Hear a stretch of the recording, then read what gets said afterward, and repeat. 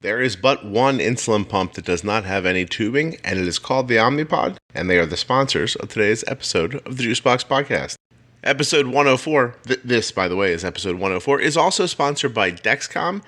Episode 104 is, actually, this is episode 104, I don't know if I mentioned that or not. Episode 104 is also sponsored by Dexcom, the makers of the CGMiest CGM in the whole darn place. Continuous glucose monitoring is so amazingly important and valuable and wonderful and most excellent listness, most greatness, excellent. And they sponsor the podcast too. This episode's with Jack. Jack is a 20 plus year type 1 diabetic who has a daughter named Lorelei, and she has also been diagnosed with type 1 diabetes. Stop making noise. Gosh darn blasted machine. Anyway, Jack, seriously, again, crazy. It just beeped twice. Anyway, Jack's going to be on the podcast today talking about his business, his life, his goings-ons, his time with type 1 diabetes, and what it's like to find out your daughter has it too. Oh, it's good stuff. Don't forget that nothing you hear on the Juicebox Podcast should be considered advice, medical or otherwise. Hi, my name is Jack Freund. I'm a type 1 diabetic. My daughter Lorelei is also type 1.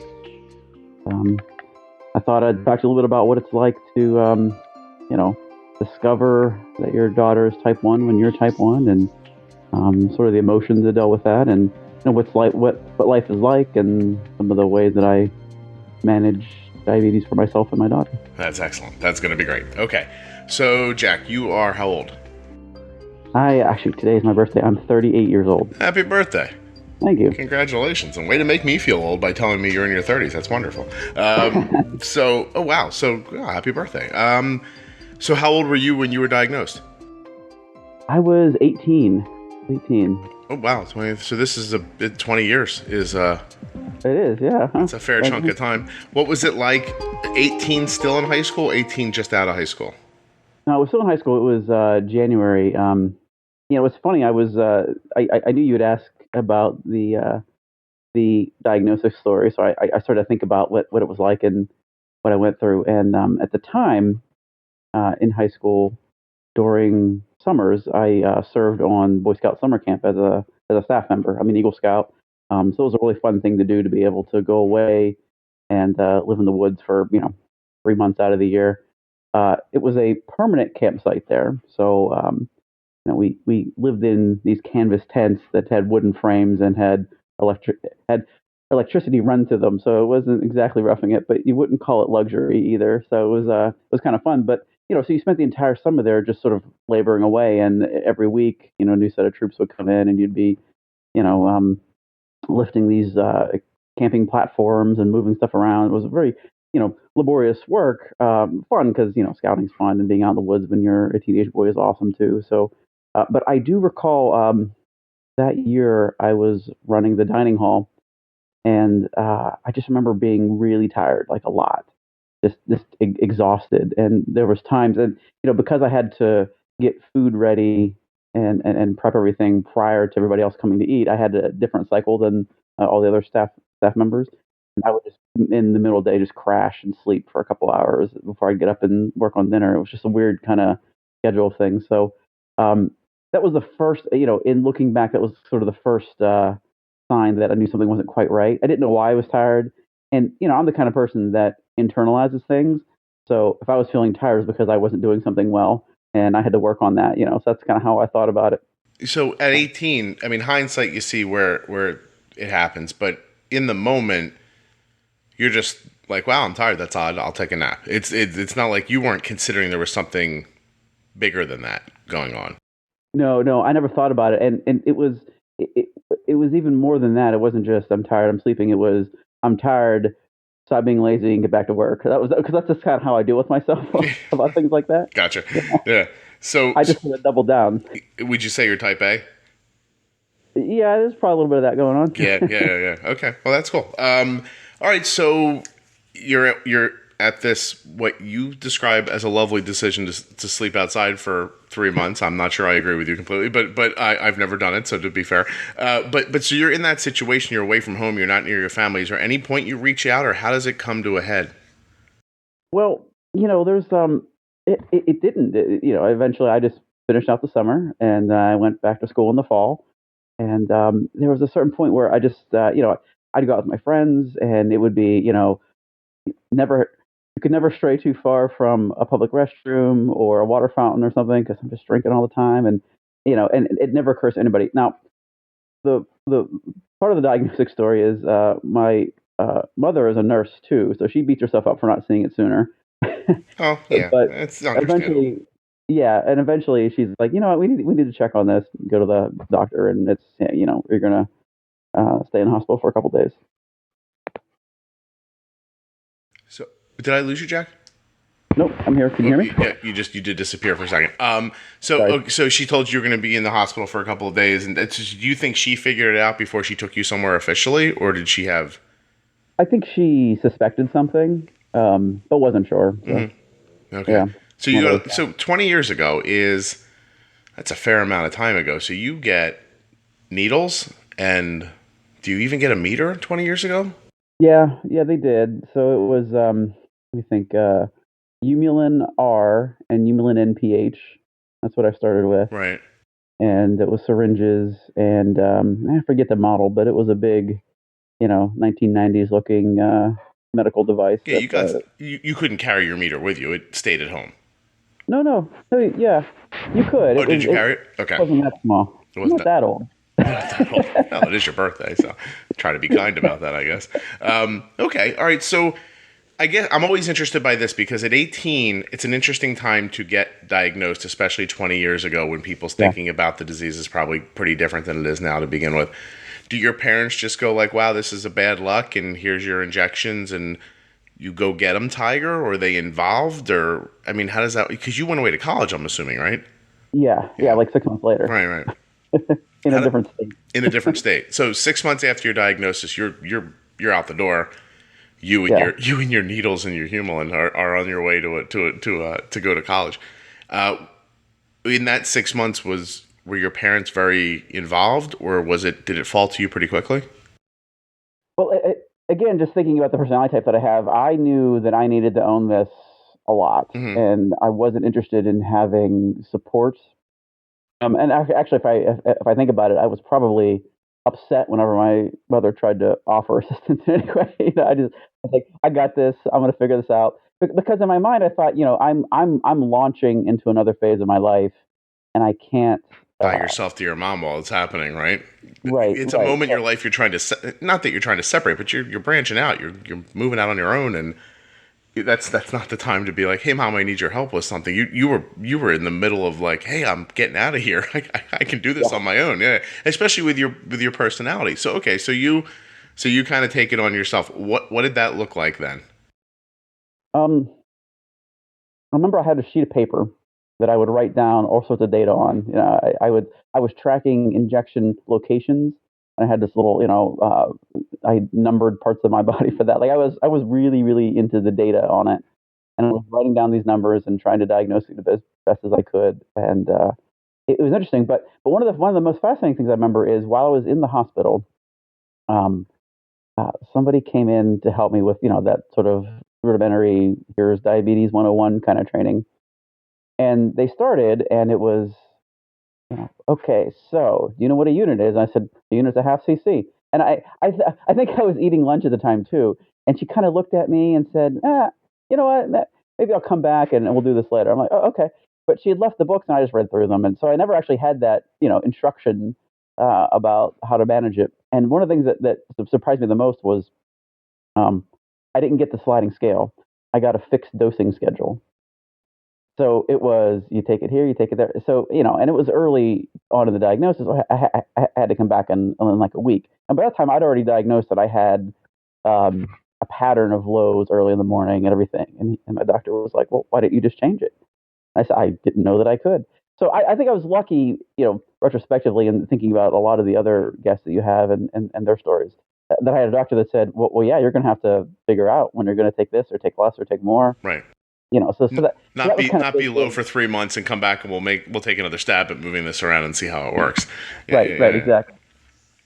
Well, that's encouraging. Yeah, especially so. Would you mind telling me like what part of the country you were in where you got a progressive doctor 20 years ago?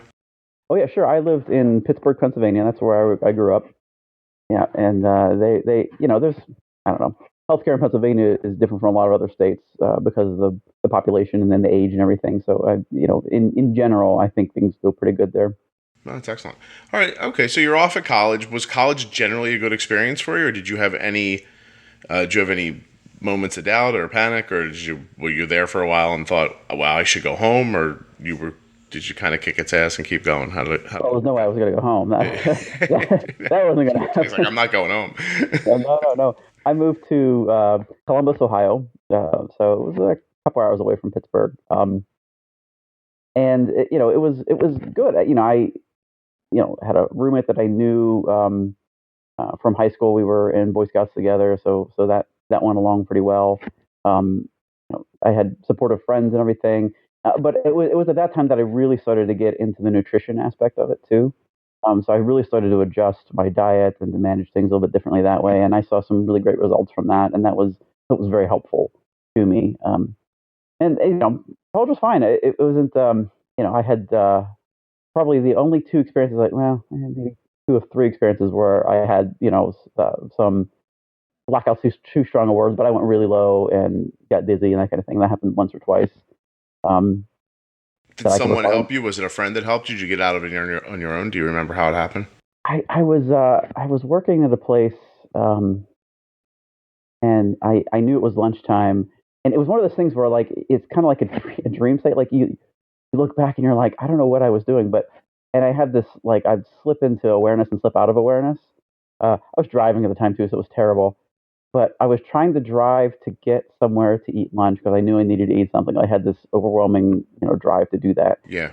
But at the same time, I don't know why, but I was like super paranoid of being pulled over by the police, which was not entirely unwarranted because I think I did see a couple police cars at the time, But I'm sure I was driving erratically, and I couldn't get the car to go where I wanted it to go. And then I remember coming to in like a KFC, or no, it was a Taco Bell or something. I'm just eating, and then I go out again, and then I'm back at my desk in the office, and I'm sort of I just pop back up, and I'm like, oh, I think somebody turned your back on, and you accomplished all of that pretty much disconnected from yourself. That's fascinating. Yeah, That's and really fascinating. And again, I didn't have a CGM at the time, so I don't know what I was, but I was low enough that I wasn't aware of what was going on, so it was not very good. So your body, your mind just sort of went into like protection mode, like I have to get the food, and you accomplished that any way you could. That's really fascinating. Wow. I don't know if it was the most efficient way. I'm sure I could have found something closer or quicker or easier, but or yelling out, "I'm in trouble! Someone get me something to eat." I don't know why that didn't. Right. I really need food. I'm gonna fly my plane to Arkansas, where my favorite barbecue is, and because it seems like you really got fixated on an idea. Like I can get in my car and I can go get food. Yeah, that's a fascinating look into what happens to your mind when you get low on blood sugar. But it's also encouraging for people because you're talking about a time where the insulin wasn't as good as it is now. The testing wasn't as accurate as it is now. There's no glucose monitoring. And you made it through college with, unscathed and having had a really good time.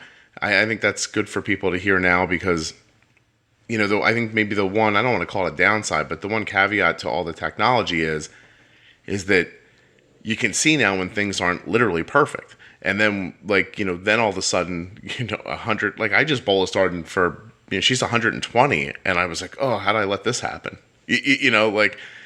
That's probably not a thought you had when you were 18 years old. You probably tested yourself and saw 120 and were like, wow, winning. I'm doing this, Yeah, no, absolutely. Yeah. It is a very different mindset.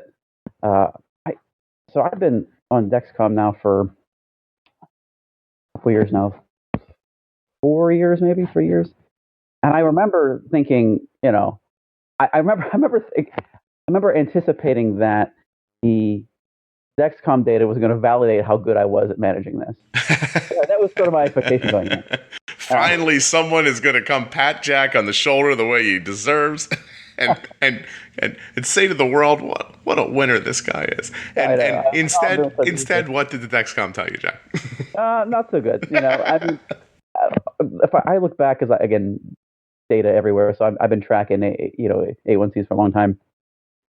I was mostly in the 7s, occasional bump up to an 8, but once I got on the Dexcom, I started seeing that curve, and it's such an important way to think about how your body manages energy and metabolism. And once I started to see that, it all kind of opened up my eyes a little bit, a lot.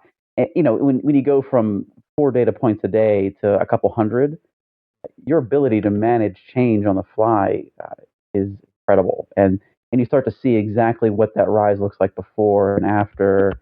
And it just makes a very, very big difference. So I started at that point to really make some significant changes in my life and how I manage it to try and get that number as low as possible. Oh, come on. You would have put the ad for Dexcom here, too. The Dexcom G5 Mobile Continuous Glucose Monitoring System is the first FDA-approved device to let you make treatment decisions without pricking your finger. Just think about what that means for a second. Sure, it's less finger sticks, but that's really just the beginning. If you'd like to begin managing your type 1 diabetes with the same great technology that has helped us to keep Arden's A1C between 5.7 and 6.2 for over 3 years, please visit www.dexcom.com/juicebox. It's www.dexcom.com/juicebox. Or of course you could click on the link in your show notes. And you know what? They're going to ask me to read a disclaimer here, and I'm going to do it in a really fun, deep voice. Finger sticks are still required for calibration or if your symptoms or expectations do not match readings or when taking medications containing acetaminophen. Hey, while we're at it, let's talk about the OmniPod for a second. And I don't know if I'm going to be repeating myself from ad to ad, but this time of year, spring going into summer, really makes me think about one thing more than anything else when I think about an insulin pump. And it's sort of the myth that people with type 1 diabetes live with that, hey, you know what, if you're an active person and your insulin pump's in the way, you should just take it off while you're doing your activity. Playing soccer, take off your insulin pump. Playing football, take off your insulin pump. Going to go hit a softball round, take off your insulin pump. You shouldn't do that. You need your insulin. Even when you're being active, you need insulin. It's sort of that kind of, I don't know, it's that agreement with reality we have about diabetes. Oh, that person doesn't need insulin for the next hour and 45 minutes while they're playing soccer because they have type 1 diabetes. What does that mean? What it means is they have this insulin pump that's this big thing that's hooked onto their side. It's got tubing that wraps all over the place, and you can't play soccer with that. That's hard. So they take it off, and then you sort of just make the agreement with yourself to pretend that's okay. But with the OmniPod, the tubeless insulin pump option, you do not have to do that. You can continue to get insulin in those very important moments when your activity is Basil. Do not snow during the ad, Basil. When your activity, says, hey, maybe I don't need something with tubes hanging off of me. Doesn't matter if you have an OmniPod, there are no tubes, and you can do it. I watched my daughter play 2 softball games yesterday with an OmniPod on. Blood sugar never under 70, never over 120. You should go to myonlypod.com/juicebox to find out more. Whether you're in the shower or the gym or playing a sport or sound asleep or wherever you are, you need insulin. You need an insulin pump that does not require you to take it off. That's just my 2 cents. myonlypod.com/juicebox. Back to Jack. It rhymes, but not in a fun way.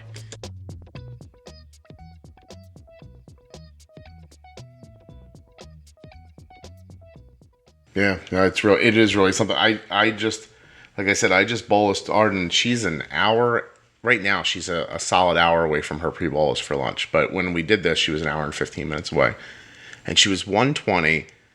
Now, the arrow said she was steady, but the bend in the line was telling me she was going to head up. So I actually did a temp basal. I increased her basal by 95% for a half an hour and bolused, slightly more than her blood sugar called for because I wanted to get rid of wherever it was going plus where it was. And so the arrow has never gone up, but I'm watching the line now, and the line is steadying out. So, it's just, like you said, I'm not 20 years into this. I'm 10 years into it with Arden, but I can't imagine being able to make a decision like that before. But you stop and think before, I might have tested at 10 o'clock, saw 120 and thought, this is great. And then she could have gone to 190 in an hour when, by the time I tested before lunch, I would have been like, well, how did that happen? So it is definitely it's a game-changing thing. But it can also, like I said, sometimes it leads some people to feel like they're never doing well enough. I don't have that thought generally. Although this morning, I have to admit, I looked at 120, I was like, because I had her at 107 for a while, and I was just pretty pleased with that. And I was even starting to like you said, like, I don't know if it's ego or not, but I started planning what I was going to do with her lunch pre-bolus based on the 107. I'm like, we're going to stay at 107. I'm going to need to do an extended bolus because I can't give her too much up front because it's 15 minutes before she goes to lunch and everything. And then it curled up and I was like, all right, that didn't work out. But, it's night and day. Like you said before, a 7 A1C is not some great tragedy. You're doing really well, but right. It's at the same time, it's still, like you said, it's not where you're hoping for it to be. And this stuff really does help you get to that spot. So do you pump also? I imagine you do if you're using a Dexcom. I do. Yep. I have the OmniPod. Yeah. Oh, no kidding. Now all right, let's fast forward a little bit. So Jack's off at college. He gets his degree, comes home at some point, meets a nice lady, adopts a baby. How do you get a kid? The traditional way? The traditional way. You found it outside of the mall and took it home. So you get married at some point, I'm assuming? Yeah. About what age did you get married? Oh, my wife would kill me if I didn't know the exact date and number at the tip of my fingers. It's early 20s, early 20s. 23, 24, something like that. Okay, and so how long do you know your wife prior to marrying? Oh, we dated about 18 months, I think. Okay. Maybe 2 years. It was a long time. So now I'm gleaning from what you said about your mom. Your wife not that involved in your diabetes, like moment-to-moment care when you were dating? No, I mean, she was aware. She knew, emergency, what to do. She would push a muffin across the table. Yeah, like she knew enough to handle and to keep me from dying. Which was good. That's funny. So you're not really involving her in the nuts and bolts of it and everything. Did that change after you got married at all, or have you kept it sort of like that? Well, the change really didn't happen until my daughter Lorelei was diagnosed. About a year and a half ago. That was when the big change happened. And how old was she when she was diagnosed? I'm sorry. She was 7. Okay. She was 7. Now, is it something you ever considered prior to her diagnosis? Like, absolutely. You walked around just looking at her going, I wonder if that's going to happen to her? Yeah, but I mean, even before, the stork dropped her off, we would have these conversations where we would say things like, I don't know, because, the odds are pretty good, It could happen for sure, right? But not just physiologically, but even emotionally. Like I remember very distinctly, I had a conversation with my wife at one point, and I said, "Listen, I'm worried because if I have to make a call between me and her, it's kind of like when you're on a plane, you have to take care of your own air supply first. Put on your own mask first, right? Right, and that made me very nervous and felt guilty about it, and eventually, I think it just became, I think it was more important to have her in our lives than not, and we went ahead with it. And, right. and it was fine for a couple of years, obviously, and it wasn't a problem. And I'm very thankful that, she didn't get diagnosed younger than she was, because, I mean, everybody manages. Right. But some ages are easier than others for certain. Yeah, and I think that, like, I hear your stories about, when she's an infant and can't communicate, and you're trying to figure out what's going on like that, that provides its own set of challenges that I'm glad I didn't have to rise to. Yeah. 7's, it's funny, as we're handicapping this, 7's an interesting age for a diagnosis because old enough to communicate, young enough to really follow your lead without questioning it, not old enough to feel like their own real sense of person where they're going to buck you. You know what I mean? Like that might be a sweet spot age. You might have, in a bizarre way, won some sort of a sad lottery. But Right. it's funny, as you were talking, I always think about this, and I never talk about it because I just never know how to talk about it in a way that's, that people will take my meaning the way I mean it, and that's always a scary way to start a conversation. But having, like, forget diabetes for a second. Let's say your mom's a cancer survivor, your dad died of cancer, you're in your 30s, your wife's father died of cancer. Like, no one ever then thinks, well, maybe we shouldn't have a baby because maybe the baby will have cancer. Like, it's funny, you don't think like that. Like, I guess it's love or the way the world works or, the drive to procreate or whatever it ends up being, is people really don't think about things like that. But diabetes is one of those spaces where you hear everyone does think about it. Everyone's like, well, I don't know, should we? Because, and then you get caught in that quandary. I don't want to make a baby and basically knowing it may have diabetes, even though it's very possible it may not too. But you feel like you've then like doomed that baby to this diagnosis. But at the same time, you could sit here for an hour and make an argument that you're living a perfectly fine life with type 1 diabetes and you're really fine. And so, you know what I mean? That's like such a strange conversation to have. There's so many avenues to it and like break off conversations. But your overwhelming thought in the beginning was, should we be doing this? It was a question. You obviously answered the question with yes, or you got drunk after a wedding or something like that. I don't know exactly how it worked out, but you eventually you make a baby. She comes out. She's delightful. But see, part of the way I think about the world, and I always have to caveat this, is, I'm a professional risk manager for IT systems. So I'm very into the quantitative and philosophical nature of what risk looks like in the world. And so one of the questions I ask a lot to help sort of calibrate that is, compared to what? So we'll walk around as a society and bemoan the terrible state of things, and how this could kill you, or this could kill you, or this could kill you, and to really keep it in perspective, you have to ask, compared to what? So when I think about diabetes, and I think about how that compares to other types of illnesses and other forms of death, we don't. None of us gets out of this alive. Like, we're all going to die from something, right? So when you look at it from that perspective, saying, okay, it doesn't matter what life you bring into this world. At a certain point, they're going to have pain. At a certain point, they're going to suffer and eventually die. But that's the price you pay for living. And without having that at all, I think that's a far worse thing than being a part of our world. And that's really what it came to me is while I considered it, because again, I like to mitigate risk and think about what could happen. That was a consideration, but it never really prevented us from moving forward with it. But again, we did weigh it, we did consider it. I think I love it when the person who's on the podcast makes the point better than I can make it, because that was fantastic. Thank you. And to dumb down what you said and completely take it in a childish way. On The Walking Dead, people still get pregnant.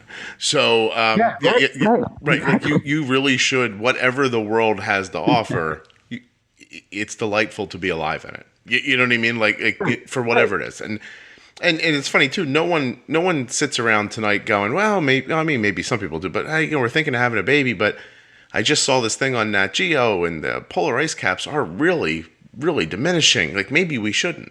Like I don't want my great granddaughter to be stuck on a raft for her last 10 days. It's no one thinks like that. You got to live you live the life you get. You live on the planet we have to live on, and you do the best you can with it, and you move on. And I think that's definitely the way to think about it.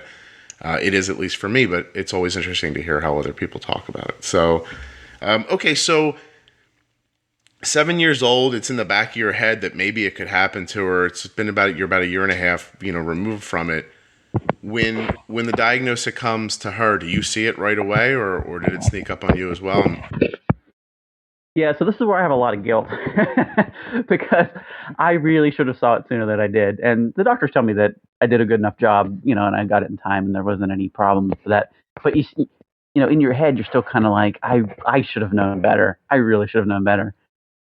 So it was Easter weekend, and we had went. So we live in North Carolina now, So we had spent the weekend in the mountains visiting Mount Mitchell. And I remember, I was starting to get worried in general around her health. She was 6 or 7. She was a kid. She didn't necessarily eat the best. So a lot of chicken nuggets and mac and cheese and that kind of thing. And, it was really hard to get her to branch out. And I remember I'm so guilty about this, but I remember she would complain a lot about exercise and movement and that kind of thing. And I'm like, you got to get moving. And I remember I had this conversation with her. I was like, listen, I'm your dad. I have type 1 diabetes. That means you're probably, better than average chances. You might have the same thing too, or type 2 or something like that. So you have to sort of think about health in your life and what you eat and exercise and that kind of thing.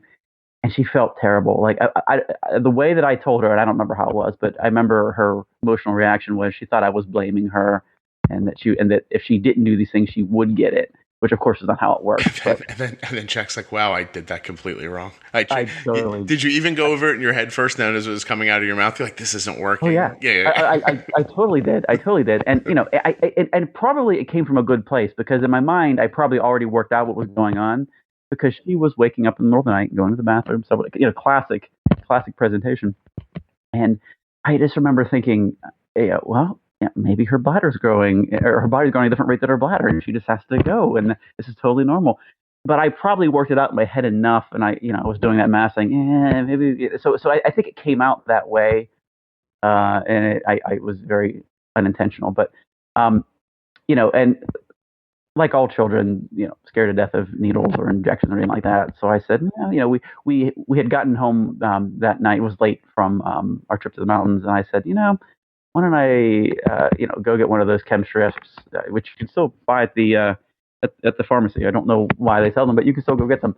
So I got one so that she didn't have to, have a finger prick. And it was, one of those colors that was not good. Yeah. All right, we're gonna have to follow up. Right. Well, finger prick. He totally freaked out. Yeah, no kidding.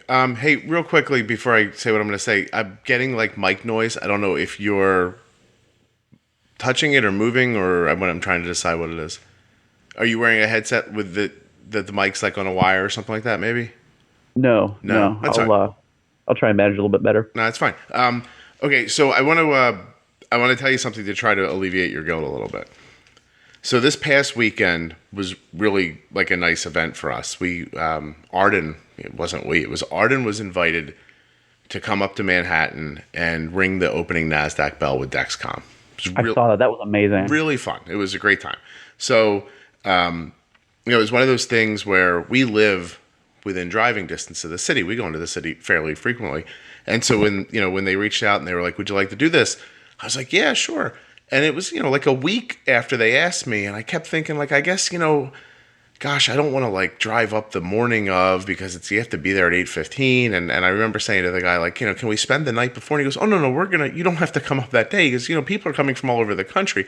We're happy to get you a hotel. So Dexcom did cover, they paid for our hotel, they paid my parking, my gas, and they bought us one meal. But that, not that that's any small thing, but that was the extent of it. So the day before we ring the bell, my wife and I were like, let's go to a show. Kids haven't been to the theater in a while, and so we caught a play while we were up there. And then on Sunday, we're like, it's really early, but the Radio City Music Hall Rockettes just opened. Why don't we go see the Christmas show? So we do that. I think it's like a 1:00 show or something like that. Now we walk up to Radio City Music Hall. It was about 9 blocks from where we were, from Times Square. So it's a 15-minute walk. We get up there, we find this nice little bakery to have breakfast in. Arden's blood sugar is great. She's having, we're having like little pumpkin torts and their tarts and like all this stuff. And we're not restricting what she's eating. She had a little salad because she's the best eater out of the 4 of us. And, we're bolusing. And in my mind, I don't want her to get high during the show. I don't want the show to get ruined for her that way. Right. And then we get into the show and she's like 78, 80. And we had gotten some popcorn. I was like, "Hey, have some popcorn," and everything. And her blood sugar just sort of hung around 80, which was fine. It was great, actually.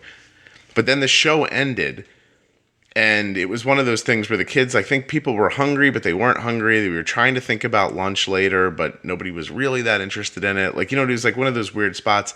And so I looked at her blood sugar, and she was right at 70. And I said, hey, let's cut your basal off for a half an hour and see if we can get that to come up. Yep. And then we sort of got distracted. And I just forgot that she was on the low side. And then we walked through the city. Yeah. And, and my wife's like, hey, maybe we should get dinner now. By this time, it was like 4:30 or 5. And I said, yeah. And we're walking towards this pizza place, that we want to go to. And we're walking, and Arden's like, she's slowing down. And she's like, God, my leg hurts. And I'm like, Arden, come on. Like, it's no big deal. Like, it's the shoes you're wearing. Keep going. It never occurred to me, maybe the temp basal didn't work. Like, and I don't know why. You know what I mean? Like, it was just the moment and kind of like the craziness of it. And so we finally get to we're like 2 blocks from the place. And I said, what's your blood sugar? And she looks and she's like, it's like 63. And she's like, I'm starting to get dizzy. And I was like, oh, and all I could think was, how did I screw that up? Like I really, really screwed that up. And so I gave her a little bit of juice, but we were a block from the pizza place. So I also didn't want to end up in the pizza place with her blood sugar 140, like going up. And so I'm like, here, just have half of the juice. We get in there, and she got down and sat at the table, and she was low enough that she was just like, I don't know if you ever get like this, but it takes I know you understand the concept of it taking the life out of you, but she just, I'm not hungry. I don't want to eat. There's nothing here I like. She was she was like that. And so we order the food, because we're usually of that idea of like, put the food on the table and she'll eat it, and we ordered the food, and, it came out. I saw her first reach out for a piece of salad, just so pissed that she had told us she wasn't going to eat, but now she's eating. Like, she was almost disappointed in herself, And while this is all happening, I'm just sitting there thinking, wow, I did this. Like, you know what I mean? Like, I messed this up. Like, this is really on me. And the pizza hit the table, and, she's low, so she just grabbed the pizza. She started eating, and I immediately started bolusing for the food. And when her blood sugar came back up, I felt terrible, because at one point we just treated her like a kid who didn't have diabetes and that was acting poorly. And in my mind, I was like, well, how did we miss this? Like, how were we like, hey, you can't, we're in the city, we're having a good time. Like, I don't understand why you're upset. Like, we just got lost in like regular life and didn't think about diabetes. But no, but that's okay. Like, yeah. But that's the whole goal, right? Is to forget that we have this and forget that we suffer with this, and that you shouldn't feel guilty that you treated her like she wasn't diabetic. I forgot. Yeah, I'm doing such a good job of forgetting about diabetes. I forgot about it completely. I didn't do anything about it. But what I did afterwards was this. After she felt better, we were sitting at the table. I was sitting on the same side of the table as she was, and I put my arm around her, and I got really close to her, and I said to her in her ear, I'm like, listen, I'm sorry that I was tough on you about how you were acting. I just didn't occur to me about your blood sugar. And there were like weird, like other things, because like in Manhattan, I don't know how aware everyone is, but sometimes cell service isn't great in Manhattan. Yeah. So my Dexcom share didn't work as well as I needed it to. Like there was all kinds of like little things. Like it was beeping in her purse, but it was the city and it was loud and nobody heard it. And like it was all that kind of going on at the same time. But I told her, look, I do my best. Most of the times this doesn't happen. I said, it's, I'm not saying it's never going to happen again. I'm not I didn't want her to feel like I was like begging her, like, you know what I mean? Like, I'm so sorry. I just let her know, I'm like, I made a mistake. I apologize. What I'm apologizing for is really, that I treated you like you were misbehaving when it wasn't on you. And, we just sort of moved on from there. But I don't know if that makes you feel any better or not, but it was, it was definitely one of those moments where you're like, wow, how did I not see that? Yeah. So. No, I think that was good. One of the things that we like to do when we have mistakes like that, and that happens all the time, just part of being diabetic, is to, because one of my goals is to train her to be as independent as possible about this as soon as possible. So we have this, and, age-based expectations come into this as well. But, I say, okay, so do you remember how you felt when this was going on? You have to learn to recognize that you need to raise the alarm. So I'm trying to do a little bit of post review of what happened and to think about that a little bit. Yeah. And this is part of the unfair part about it. But one of the conversations we have a lot is, and she's 8 now. She'll be 9 here in a couple weeks. I said, you have to be better than most 8-year-olds. It's very unfair, but you can't lose your phone. You can't do that. You have to be more mature and better disciplined than most kids your age.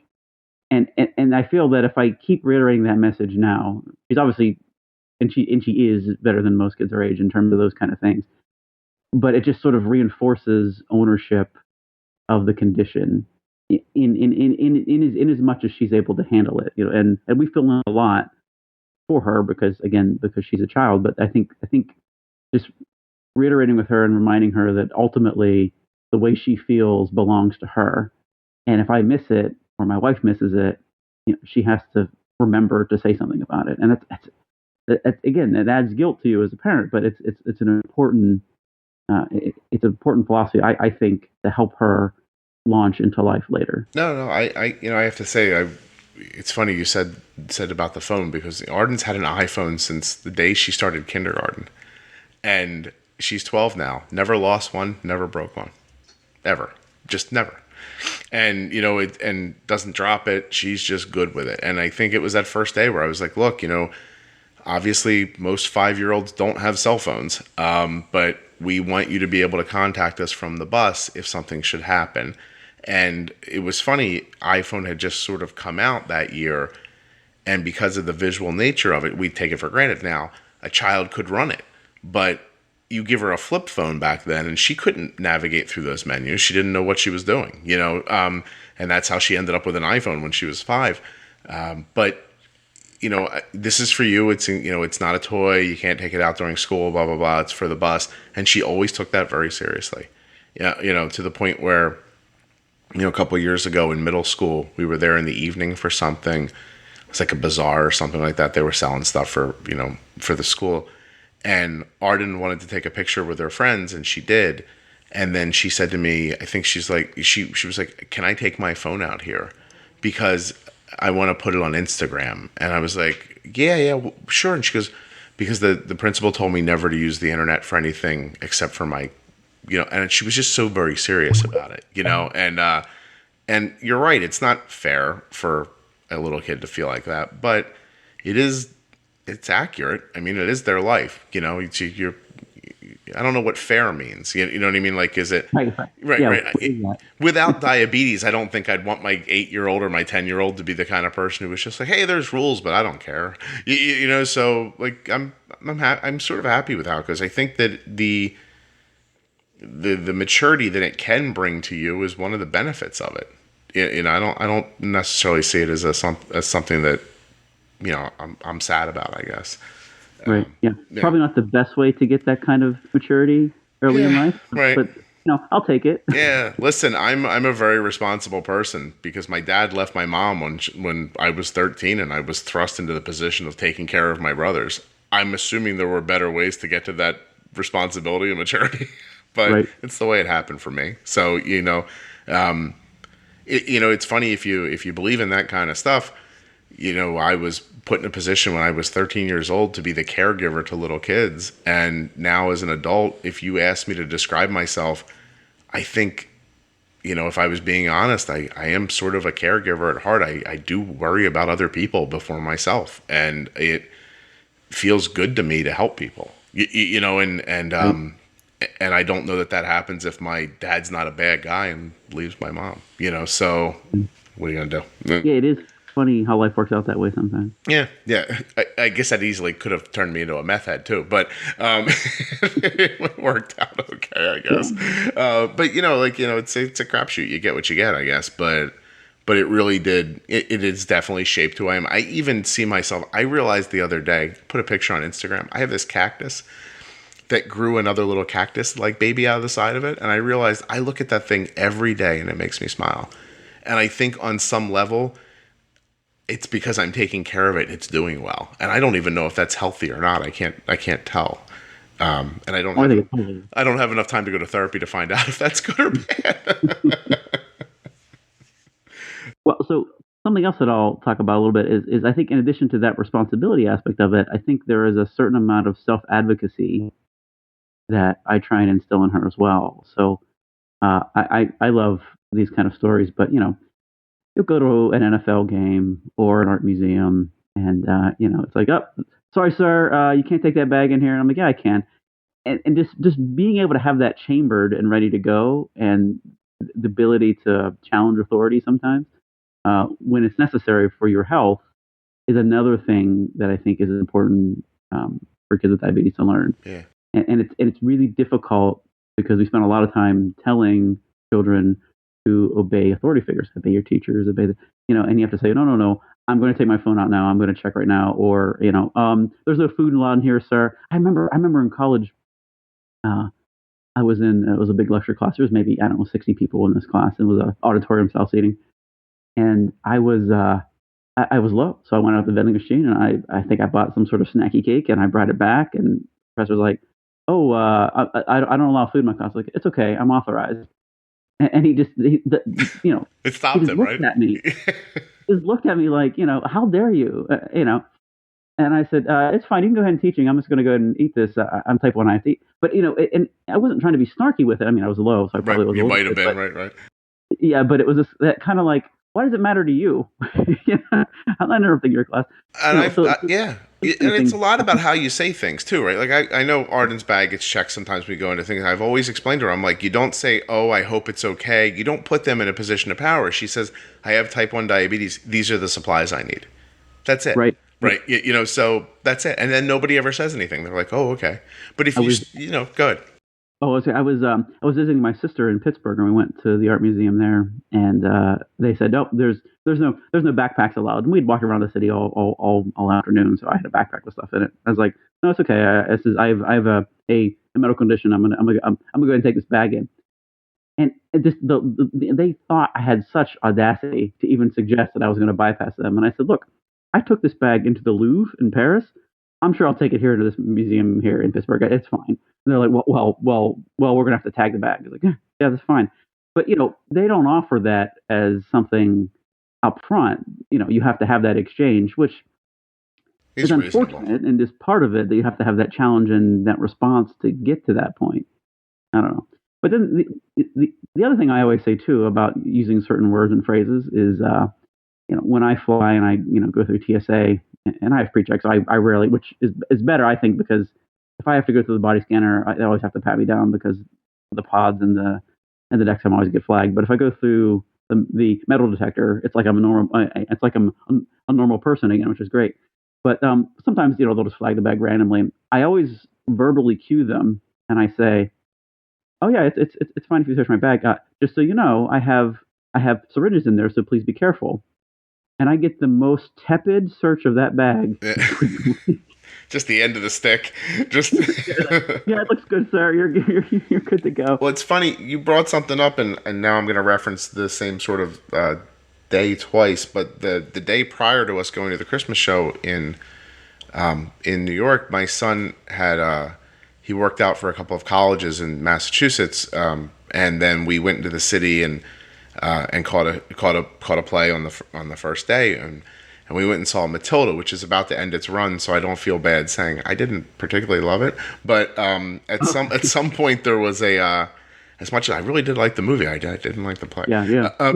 But so at some point in the play, it was one of those things where I had some sort of a technical difficulty or something, and the music stopped, the lights went up, an announcer came on and said, "Performers, please leave the stage." And they ran like rats in every direction. I was like, oh my God, is the building on fire? But for a moment went by, no one makes any kind of statement.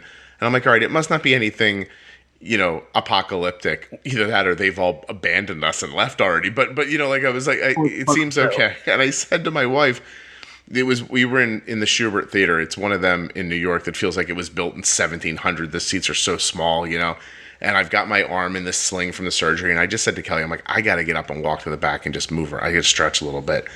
And so I go up the steps, and there's this man standing there kind of pleading with the usher.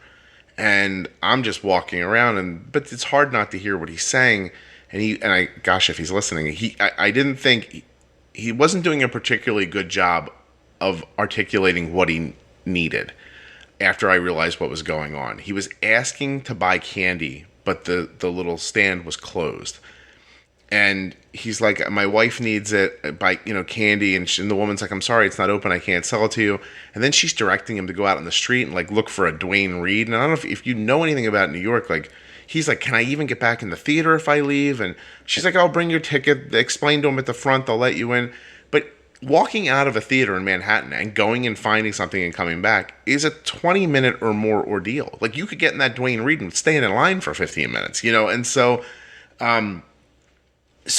he's going down the steps in the corridor, and I just said, sir, can I ask you a question? I had no right to talk to him. I said, do you need that candy for a medical reason? And he goes, yes. I said, does your wife have type 1 diabetes? Is she low? And he goes, yes. And then he looked at me like, how would you know that? Yeah, And I said, listen, my daughter has type 1 too. I have juice boxes with me. Do you want a juice box? Let's go back up and I'll give you a juice box. And he was like, oh, okay, I think that would be good. And he starts talking about like, I think she had too much insulin at dinner. And I said, no, just, it's fine. Come on. So I went back to the seat. I actually yelled down to my wife. She tossed the juice box like up the aisle. I handed it to him and he says, can I pay you for it? I was like, man, get it back to your wife. I don't need money for the juice. Like, go. And after it was over, I was happy to help him. But my first and overwhelming thought was I would have walked behind that candy stand and said, lady, this is a medical emergency, and taken the candy and walked away. Like I know that's how I would have handled it. I mean, I would have maybe done a better job of explaining it to her than he was able to do. Maybe he was nervous or I don't know. But I know that a no would not have ended me. I wouldn't have been like, oh, well, if you say no, it's fine. It's just, it was right there. She's low. And the poor woman, he was going to walk out on the street and he was in such a rush to help her. He didn't even go back to tell her like, hey, this didn't work out. I've got to leave the building. And so I was glad I was there. It was very happenstancy, but I know for certain if it was me and if he's listening, sir, you should have done the same thing. You should have said, this is a medical emergency. You don't understand what you're saying. I have to take this candy now. I'll pay for it when I come back, and take it and walk away.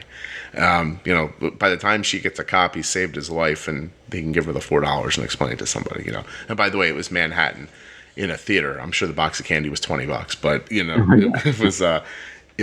just was a strange situation. And I'm glad you feel the same way. And I hope more people feel that way. You have to advocate for yourself and stand up.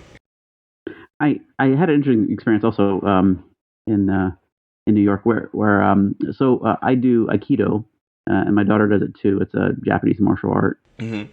And it by the way, and it goes a long way towards, I think, helping your overall fitness and managing blood sugars if you have some sort of regular exercise that you do. Right. That goes with the thing. But I've never been one for the gym because I want to be fit to do something, not go to the gym to be fit. Like so I would just rather do that thing. I want to do martial arts. I want to do hiking. I want to do climbing walls. So I just go do them, and then I'll get fit from doing those things. Anyway, so in the United States, the main Aikido organization is called the United States Aikido Federation, and it's headquartered there in New York, and they have a dojo there. That whenever I'm in town for work, I always go and visit. And it's Japanese, it's martial arts, so there's a lot of protocol about what you do when you're there. And I keep my Dexcom near me when I'm training, and that helps a lot. I can suspend basal rates, I can take a bolus, which I take more boluses than you would expect during working out. That's part of I think just cortisol and other types of things that are going on. Mm-hmm. Anyway, so I'm there, but it's when the head guy for the United States is there, the match usually full. So there's 60 people, and it's New York, so it's a rectangle shaped building, kind of small and narrow, and it's pretty crowded.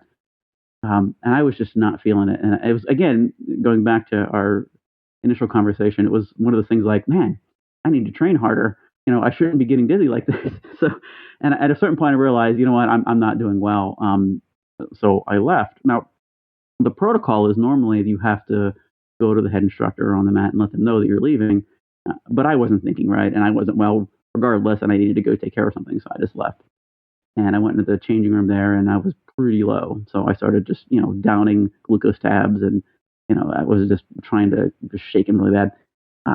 So afterwards, I had a couple people come up to me and just very, very, you you really should have went to Sensei and Val. Like, that was not cool. Like, a couple people were just confronting me about this. And I'm so low. I'm just like, like, I didn't even have the energy to describe what happened to me. I just didn't have it. But they were just not good for me. And I was like, oh, you're just terrible. You should have done this. Shouldn't have done that.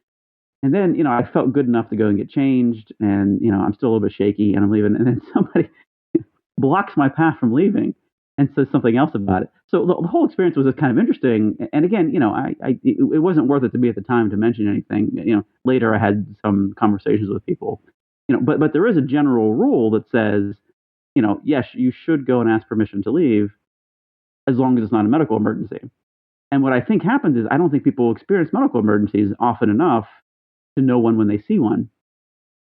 Especially of the type 1 variety. If I had, split open an artery and had blood pumping across the floor, I'm sure they would have recognized that. But the type that we experience on a regular basis, not so much. I'm laughing. I'm imagining a guy coming up to you afterwards and saying, "Hey, when you got gashed open like that and started bleeding, it wasn't cool. You didn't tell the sensei you were leaving." Right. No, and I understand. That's an important metaphor, because this is no less important than that. It's the same kind of thing. Better that I just leave than we have to stop everything and bring a stretcher up here and take me down to the ambulance. Like, it was this kind of. But anyway, so it was. So when you mentioned walking around Manhattan, that was exactly what I did afterwards, because I couldn't get a cab. So I'm walking around just like, really hope I find a cab pretty soon, because I got to find something to eat. Listen, I wrote a blog post a couple years ago about we pre-bolused for going out to lunch. And we were at a restaurant that was maybe 8 minutes from my house. And we pulled up, and I flat out did not bring my wallet. And I turned back around, and we drove as fast as we could home. My son ran into the house. He grabbed my wallet. He ran back to the car. I drove back. And as we're pulling into the center where this place is, Arden's blood sugar just turns and runs. And it was just a day of disasters. I also didn't have anything to stop her low blood sugar. I don't know what happened to me that day. I didn't have my wallet. I didn't have a juice box. I didn't have anything with me. And I looked, and I saw a grocery store, but a packed parking lot. And I drove almost up on the curb, and I looked at my son, and I said, "Get out of the car. Go right to the aisle where the juice boxes are. Open up a juice box. Let her drink it. I'm going to park the car, and I'll be right in." And I was on their heels. Like, don't get me wrong.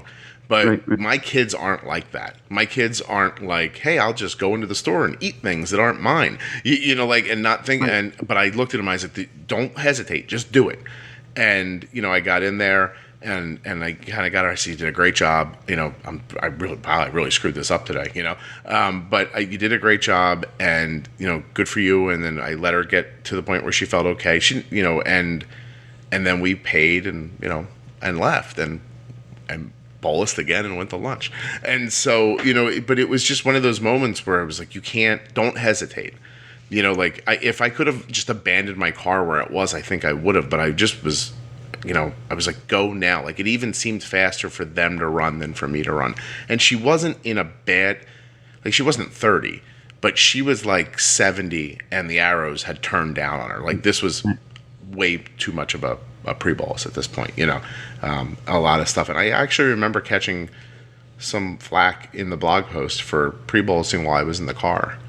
And, I stand by it. It's been one time in 10 years. If you don't pre-bolus, there's no way you can manage. I mean, so in the year and a half that Lorelei's been diabetic, I mean, her A1C's 6, mine's in the 5s. You don't get that type of control, which, by the way, is normal. Like, we think of 7 as normal because that's what we're told, but 5 and 6 is normal, right?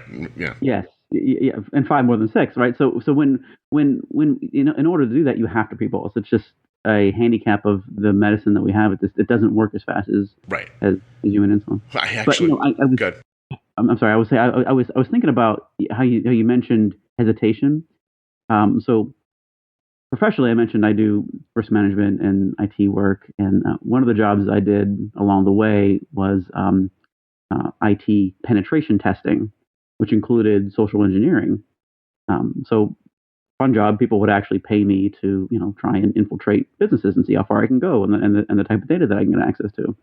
And hesitation was one of those things that you had to train out of yourself to do that job pretty well. you had to walk into buildings as if you belonged there and you had a purpose for being there. Right. People who are supposed to be there have that kind of purpose, and they don't look around wildly. They don't look around trying to figure out where they're supposed to go or where they're going. They walk with a sense of direction and purpose. And I found that in that self-advocacy for how you stand up for yourself and how you advocate for yourself, that type of hesitation is really important. If I take that Snickers and I eat it as if nothing's wrong, then nothing's wrong. But if I look furtively around as I'm doing it and I try and sneak a bite, then there's guilty types of behavior. Did you ever see someone shoplift? And the people who are good at it are just like, they have a television over their shoulder and they're walking out the front door. Like, yeah. I know I watched a guy steal something one time that I was like, this is impressive. It was that difference between, like, it's just a mindset, right? Like, when you're doing something you're supposed to be doing, you don't act sketchy. And right. if you can tell your brain I'm okay doing this, then, like you said, you just do it. The minute you're not, it draws attention to you. You know. So I wanted to say this because it's almost out of context now, but we were talking about pre-bolusing while driving, and one time Arden her blood sugar was like stuck. It was like at one of that 160, it wouldn't move. We're on our way to a restaurant, and I said, we're 10 minutes away. It's one of those restaurants you go in, you're eating right away. Right, I said, yep. I am going to hammer you with insulin right now. I said, we're very lighthearted around here. And I was like, but if we have an accident, when you open your eyes, drink a juice. It's like right away. It's like, because there's I'm not building any like wiggle room into this. Like, so, you know what I mean? And it's one of those moments where you're like, you could go into that restaurant with that 160 and end up at 250, even with a big bolus. But if you can, give that insulin a head start, then it's a different thing. And you know what, Jack? Now we say nothing you hear in the Juicebox podcast should be considered advice, medical or otherwise, and always consult your physician before making changes to your medical plan. This is just a podcast. There we go. Well, we're coming up on an hour, and I monopolized some of your time. I felt chatty today. I haven't done an episode in a while, I guess, because of my surgery. Did we miss anything that you were hoping to talk about? I know I want to talk a little bit about nutrition because I think that's an important part of this. And one of the goals that I have is to minimize the amount of insulin I take every day. Mm-hmm. And it's different, I think, for children because growth is a part of being a child and growing and that kind of thing. But I think that doing that makes a really big difference in your overall weight and health management. So, I do low carb, keto almost, but we don't suffer. And I mentioned earlier that Lorelei was not a great eater, as most children aren't when prior to diagnosis. And one of the things that my wife and I really committed to was we said, listen, we want to make this as easy as possible for her to succeed. And I was, I was the one that was afflicted early on, so I didn't really impose restrictions on everybody else. You guys can't be one. I'm just gonna, I have adult size self-control, so I didn't, partake. But we came home while she was still in the hospital. We had just, took a little break from dealing with all that emotion, and we purged our pantry and our refrigerator. We just took everything out of it, and we went full low carb. And I had done that when I was in college for a while, and I'd slipped away from it for a long time. And I was not as healthy as I was when I was doing it. But I think one of the things that was most surprising for me was how much Lorelei adapted to that. So, she eats vegetables now frequently. I get these text messages from her that say, "Thanks for putting broccoli in my lunch, Dad." And I think, I'm the best dad ever. Those kind of things. And part of it, I think, is a mindset. We think, I always joke about this. We think we like pasta. We don't like pasta. We like the sauce and the meat and the cheese that's on the pasta. Pasta is just a conveyor belt for fat. That's what we really like to eat. So when you start thinking about that, you're like, well, then why can't I use edamame as that vehicle or the delivery system for the sauce? Yeah. Right. All I need to do is get that meat and cheese in my body somehow. So I'll put it on some veggies. So, I'll make a pizza with some, I'll chop up some peppers and onions and I'll just put the meat and cheese and sauce on top of it and I'll eat that, So a lot of it is being flexible and creative in the way you think about eating. And I know there's a lot of debate in the diabetic community around, should we eat this way or should we eat this way? I found it to be super successful. My numbers are phenomenal. Other people in my family that have seen us doing this are doing the same thing. And what I want is to be able to, I don't want to keep my daughter from anything in life, but again, I go back to my job is to launch her and to help her be as successful as possible in dealing with this for as long as she has to deal with it.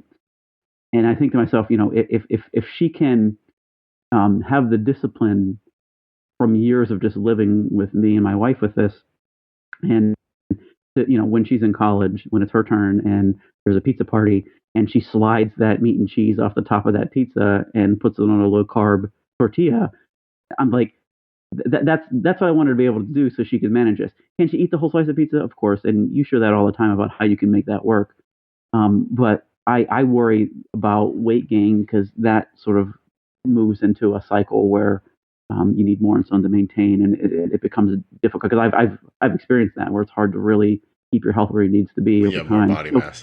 I think that's an important part of it. I think I sent this to you, but I wrote an article around how I manage diabetes to train in Aikido and how the health and fitness and wellness all kind of wrap together for that. And I think I've had some people reach out to me because of that, saying, it's hard to have a regular fitness schedule when you're a diabetic because you have all these ups and downs. So I spent a lot of time managing diet in order to be able to maximize the amount of time that I'm able to work out. And I think that's an important consideration as well. I do have the link to your article. I'll include it in the show notes so people can please do. Find it. Yeah, that's excellent. Hey, listen, I think that, it bothers me when people have to feel like they have to apologize for if they're low carb or they're not low carb. Like, you don't need to apologize for that. It's just, it's fantastic. I ate low carb in my 20s and it was a really good time for me. Like, I think back on it fondly, and, to think that having a piece of birthday cake or not having a piece of birthday cake is in some way restrictive or not restrictive. There are plenty of people that don't eat cake on their birthday. You may have grown up with it, and so it feels important to you. You know what I mean? But it's not. Just like, you know what I mean? Like, you'll get through. You can manage anyway. I like people to know that you can manage, carbs with insulin if you understand how the insulin works. And at the same time, I think what you're doing is fantastic too. I don't see a downside in doing. If you can be healthy, just do whatever you want. But you still need to be healthy doing it. You can't say, well, I have to have birthday cake, so it's okay that my blood sugar was 400 all day. Like, nah, that's not okay. Your blood sugar could go to 400, and you might fight with it. That could happen. That could just be diabetes. But you can't plan for being 400 because, hey, I really want to have this today, and that's a weird way to think about it. You know what I mean? Like, if you can plan to fight that food with the insulin, that's great. If it goes wrong, so be it. Don't plan to be high because, you remember there being a birthday cake at everybody's birthday, forever. It's just I don't know, or whatever it ends up being. I don't know if that makes sense or not, but. Yeah, no, I understand what you're saying, but I think it's more than just binary have cake, don't have cake. What if your cake was made from almond meal and only was 2 or 3 grams of carb a slice? Have 2 slices then, right? So I think there's some middle ground there, and I think sometimes when they think about restrictive diets like that, they don't know about all the options that are available.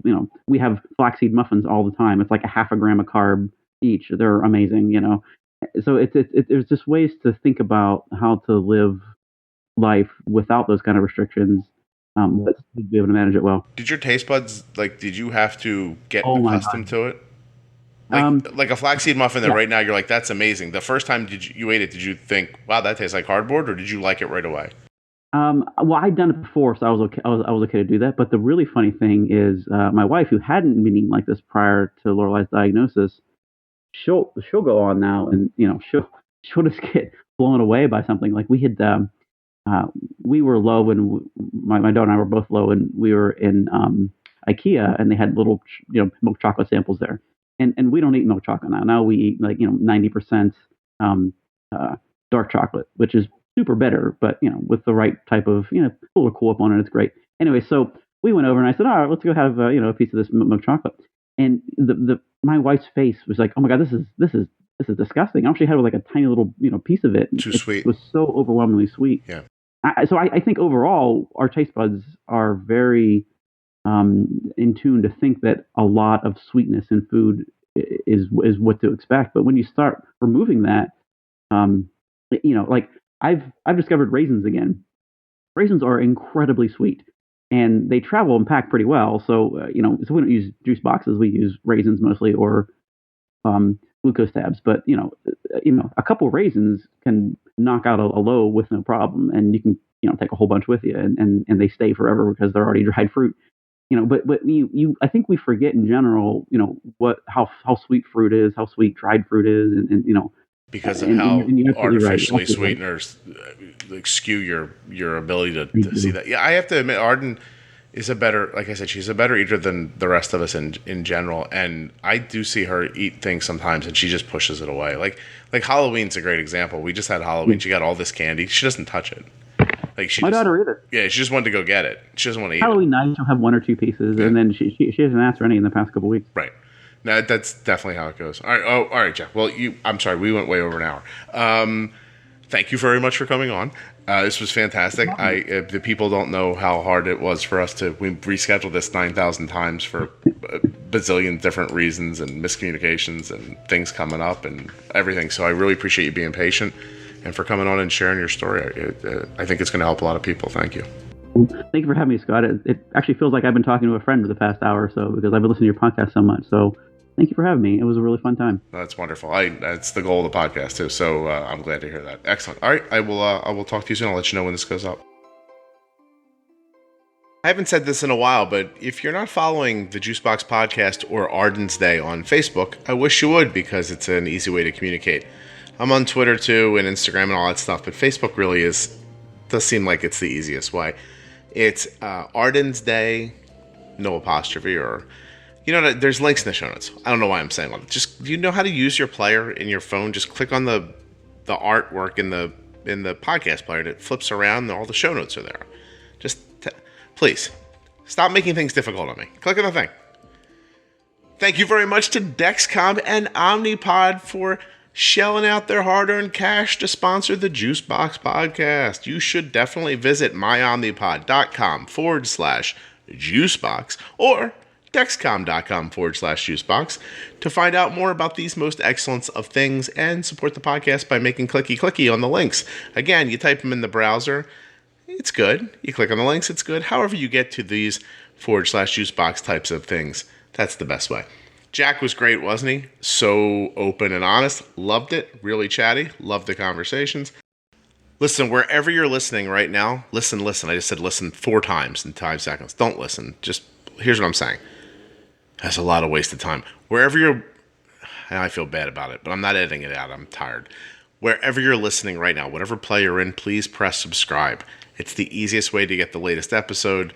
And I mean, it makes me feel nice. I'm not going to lie to you. Also, tell a friend. If you are listening to the podcast and you're like, hey, you know who else would like this? Jim. Well, then tell Jim. Email him. And don't just think he understands podcasts either. Jim might be a complete idiot. Tell him how to find the podcast. Take some responsibility for yourself.